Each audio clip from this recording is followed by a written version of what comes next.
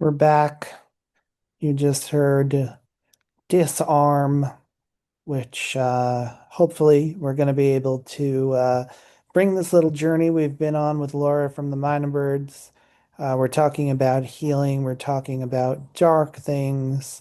Um, and here you are disarming but not surrendering. How do you strike that really fine balance in a world that is, well, I guess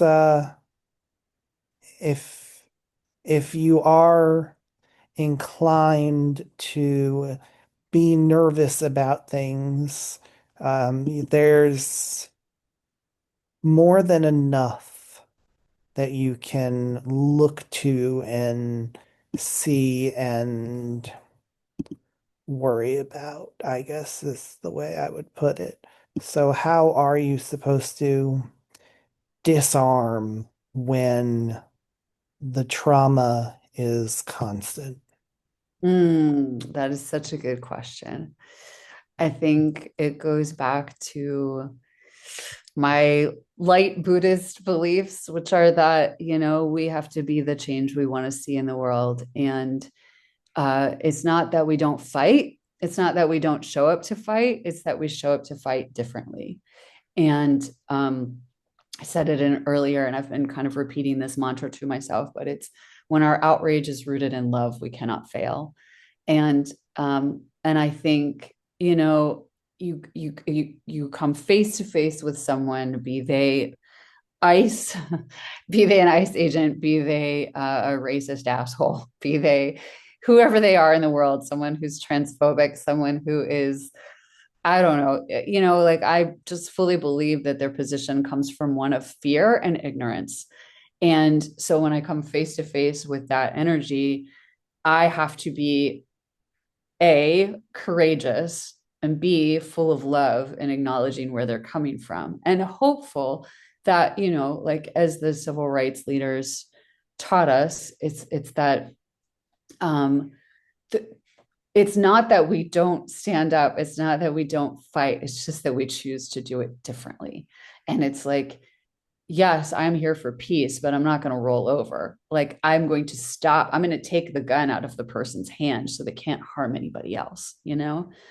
Um, so I do think, it's like that song was written with Richard Swift from the album Generals, which is a whole album trying to understand why we fight and what's the answer. And the answer that I came up with in that album felt so dumb to me at the time, but the answer was love. The answer is love. But it's like there's some quote that went around the internet a few years ago, and it's something like everybody thinks of hope as this fickle little thing, but hope has been through this shit. Hope has like spider webs in its hair and like dirt under its fingernails, and like hope has clawed through some heavy shit to get to the other side.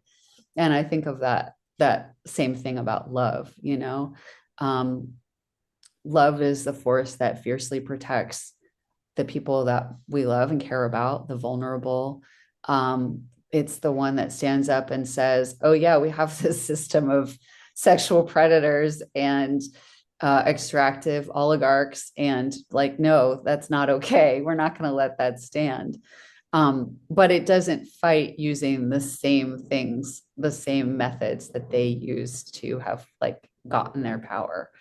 We fight by being kind to our neighbors and recognizing that everybody is coming from some place of terrible trauma, including the abusers. And um, yeah, I was so glad to re-record that song and revisit that song, especially because it's one of the only ones on the album that was co-written, and it was written with Richard Swift, who produced my first two records. And sadly, he's no longer with us. He actually visited me in a dream the other night. Um, and I like saw him, and he was making meals for his neighbors who were hiding out from ICE. And Richard had a Mexican heritage, and I don't know if many people knew that, but he just like to feel, you know, to feel him in that song and to feel him in this time still means a lot to me. So I'm glad we're listening to that song. Well, yeah, it's interesting because well, first of all, you say go face to face with ice. Um, they very much make it so you cannot go face to face with them. They're not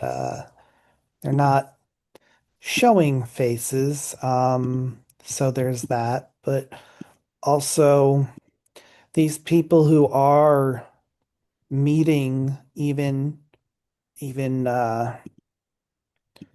entities such as ice with love, and it's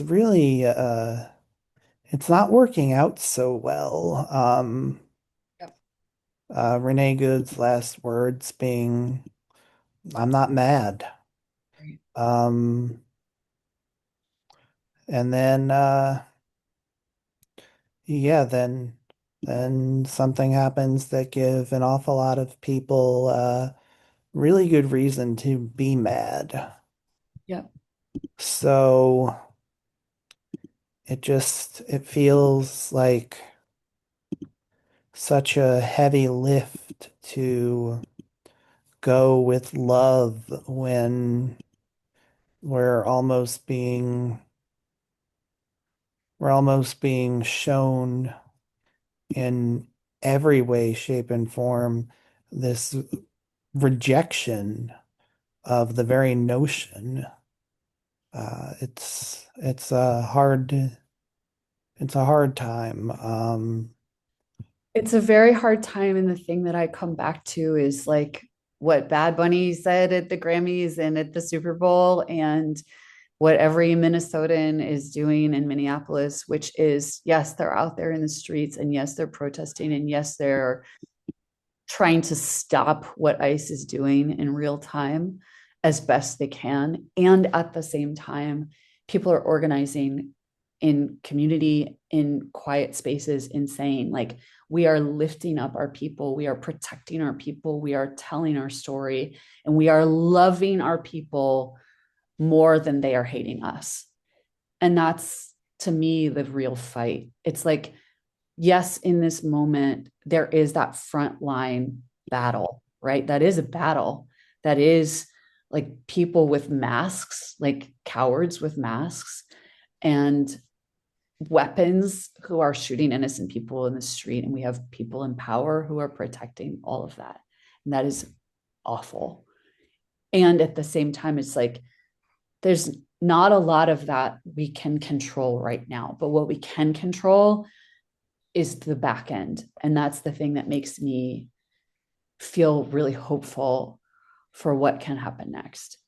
Um, which is like we're in the thick of it, but we are going to get those assholes out of power. We are going to see Pam Bondi on trial for holding up every horrific thing that Trump has done, from everything he's doing with ICE, from everything that they're doing with the Epstein files, from just like every freaking thing, from continuing to sell weapons to Israel to support a genocide against Palestinians, to taking away food support from children in Africa and from, Ukraine, and from, it's just like that has been put in motion. And I don't know how much we can control that, unfortunately. But like what we can control, I am so excited that we are doing that to the best of our abilities. And it feels awful. I'm not going to say it doesn't feel awful. Like to watch the fucking pride flag being taken away from the Stonewall Monument. It's like, really? Come on. Really? You're also going to take away the slavery, like the history of slavery from this monument in Philadelphia. Like these things are true. They are happening. They are not going to go away because you remove some piece of a signage, you know? So it's temporary. This moment is terrible and temporary. I really, really just want to leave it there because it's just a balance of anger and hope and maybe one of the more uh, realistic but optimistic outlooks I've gotten to hear. So